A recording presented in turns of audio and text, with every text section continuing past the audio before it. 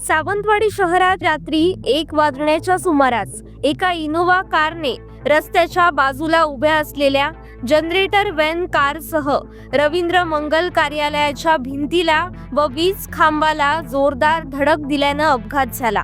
ही सर्व घटना सीसीटीव्ही फुटेजमध्ये कैद झाली आहे। यामध्ये रवींद्र मंगल कार्यालयाचे मालक अमित अरवारी यांचं सुमारे 3 लाखाहून अधिक रुपयांचं नुकसान झालंय। सदर इनोव्हा कार चालक हा अल्पवयीन असल्याचं निष्पन्न झालं असून याबाबत सावंतवाडी पोलीस ठाण्यात दिलेल्या तक्रारीनुसार गुन्हा दाखल करण्यात आलाय। पोलिसांनी इनोव्हा कार जप्त केली आहे। या घटनेमुळे अल्पवयीन मुलाच्या हातात गाडी सोपवणं पालकांच्या चांगलं आलंय।